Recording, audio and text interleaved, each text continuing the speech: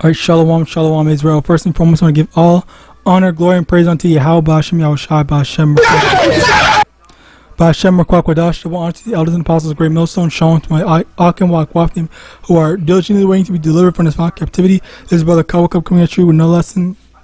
And today's lesson, it might be a short, very short lesson because this is just about idolatry, alright? And look at, basically you see this video where you have a bunch of I think it's Hamites, I'm pretty sure it's Hamites, bowing down and kissing the statue of white Jesus, all right, which is like, it's like this is like demeaning, like what are you doing, all right? And Slocky, as a matter of fact, I just thought of another thing. All right, first off, let me start off with this.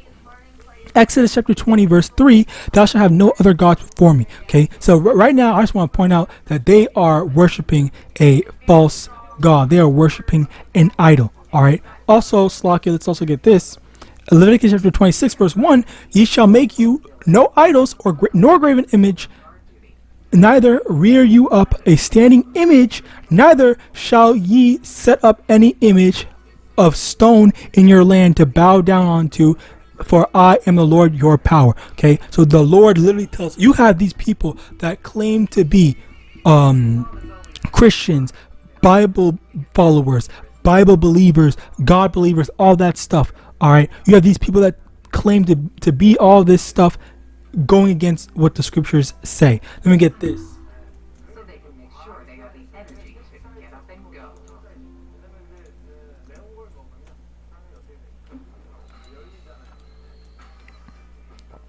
John chapter 4 verse 22, ye worship ye know not what we know. What we worship, for salvation is of the Jews. Okay, so we know what we are worshiping because we actually, well, number one, we actually are the people of Yahawadah, as well as number two, we actually read and go into the Bible and attempt to follow everything to the best of our abilities. All right, and again, like this is a very shameful thing. Like look, this is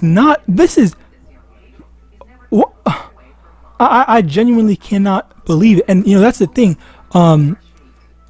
so-called black people will literally worship everything else, and then Slakia, you also have this thing where you got people, when even though we don't worship our skin color, all right, but it's funny how you have people that will say that we are worshiping our skin color when ironically enough, it would be the first time that we were worshiping our skin color, because we're always worshiping someone else's God, someone else's skin color. All right, like that's the norm for so-called black people, and as well as by extension so-called African people as well, because there's never any God that looks like us. There's the God, the Buddhist God that looks like the so-called Chinese or Indian, whichever, I don't know where that originated from. There's the Christian God that looks like them. All right, the Muslim God that's a freaking Arab. All right, and like where's the black God? Where's the God that looks like us? But no, all these so-called black people are worshiping a white man. All right, and like this is the thing. So even then, Slakia, I'm not Slakia, I'm not advocating to say worship your skin color. I'm not advocating to say make a black image of this and it's okay. No, none of that would be okay. But I am saying that it is very funny to me how you have so many people that will demonize us for worshiping our skin color, when before everyone knew, Slaki, before everyone knew that Yahawashi was a so-called black man, all right, before everyone knew that it was okay to paint him white, it was okay to make him be a so-called white man, all right, a red devil, it was okay to do that. But now that we say that we found out that Yahawashi is a so-called black man, now it's not okay. Oh, stop making him stop changing his color, stop doing this, then the third. All right, Yeah, all these different excuses, all these different reasons for why you're not allowed to do that after we found out that Yahawadah was actually a so-called black man. All right, but of course, that's Esau for you. All right, as well as the freaking the coons that are. Can I even say that? I hope I can say that. But that's also the MO of the coons to be defending this type of stuff, where again you literally have these jakes straight up getting on their knees to kiss a statue. All right, a statue that has no. And it's like another brother always goes back into this, where another brother always goes back into this, where it's like, say for example, you are a so-called black man, all right, and you have on your driver's license, when you get pulled over, a white man's face on your driver's license. So like the name is right, all the information is right, but instead of a so-called black man, the cop's gonna look at you sideways like, who the fuck is this on your thing? That's not you. All right, but yet again, like, this is, people think that this is okay. Oh, his color doesn't matter, his race doesn't matter. Well, it didn't. Of course, it didn't matter at the time. All right, but of course it does matter, because the scriptures say what. As a matter of fact, let me get that before I forget.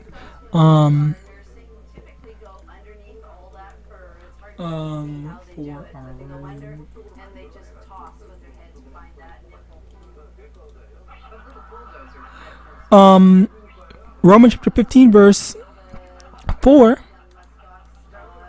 For whatsoever things were written aforetime were written for our learning, that we through patience and comfort of the scriptures might have hope. And we also get this. By encouraging Bulldozer to get most of his food from grazing rather than nursing, Janice is making sure he can get along without her when he's ready. That includes showing him the tastiest morsels of food when he grazes. I thought it was in is it in, because I'm pretty sure there's a Revelation one. On their mothers for warmth and protection, even if they're no longer nursing. Male musk oxen reach adulthood at 3 or 4 years old, but it isn't until they're 6 or 7 when they start competing with other males for dominance of the herd. It's a dramatic. All right, well, let's get this as well, but. Charging and headbutting each other. The younger musk oxen usually aren't strong enough to compete and end up. Whatever, it's fine. Jeremiah chapter 30 verse 2. Thus speaketh the Lord Yahawah, power of Israel, saying, write thee all the words that I have spoken unto thee in a book. For lo, the days come, saith the Lord, that I will bring again the captivity of my people and of Israel and Judah, saith the Lord, and I will cause them to return to the land that I gave to their fathers, and they shall possess it. With Mom not always around to save them, they need to protect themselves until So yeah, they're strong. basically, it was very important that clearly it was very important that the book, it's like the words or the things, the details are written in a book for us to be able to reference, down the line. All right, let me also go back to this, Romans chapter 15 verse 4. For whatsoever things were written aforetime were written for our learning. Okay, so the things that are written in the book are for us to know. Okay, if it wasn't important, okay, then the Lord wouldn't have had it written down. All right, so let's also get this, Revelation chapter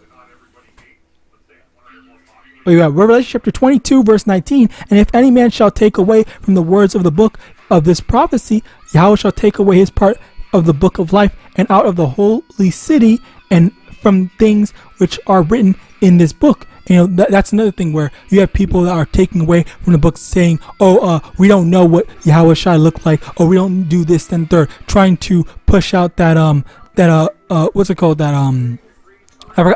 the word, the term is escaping me, but that universalism. All right, they're trying to push that universalism to disqualify the facts of what's it called, of the facts that Yahawashi was in fact so-called black man. All right. So let me also get this. Revelation chapter 1 verse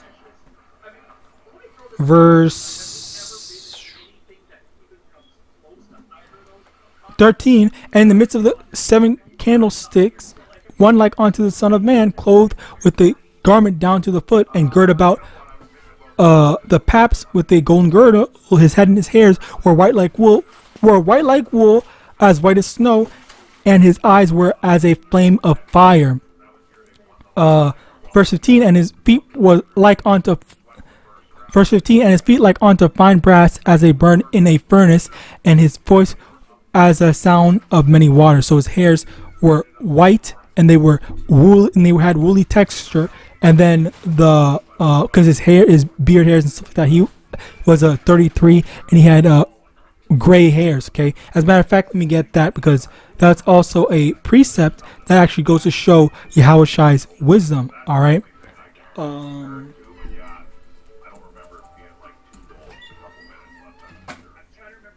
In Proverbs, I believe it is.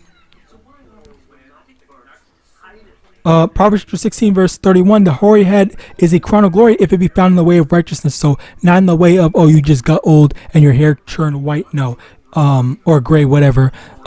So getting gray hair is a form of, you basically having a lot of wisdom, as it's as having a lot of wisdom, basically. All right. So continuing on, basically, once again, Yahawashi, at the end of the day, he was he had white hair, all right, as well. But also that's something that the people, they don't know, as either they don't know or they intentionally leave that out, where they think that Yahawashi, what's the word? What's the freaking term going in? They think that Yahawashi was had normal hair. Okay, like he had brown hair, black hair, whatever. When they put that Caesar Borgia image, all right, and they don't know that Yahawashi's hair was actually gray from the wisdom that he had. All right. So yeah, like this is a very big thing. This video is straight. This video of these people bowing down to that image, it's very it's wrong, it's idolatry, and they're going off on it. And of course, you have people that they, even if you tell them, they don't care. And that was how the Israelites were in while in Egypt. Okay, they just went and did followed, not followed, what's it called, they went and worshipped the golden cattle. They had what's his name, Aaron, Slucky, that was his name. Aaron basically go and make a golden calf for them to worship, okay, rather than staying with Yahawadah through the hard times and the good times. All right. So yeah, with that, I pray this lesson was edifying. I want to give all honor, glory, and praise unto Yahawah, Hashem, Yahawashi, Hashem, Rakwak, Wadash, honor to the elders and apostles, great millstone, above all, and Shalom.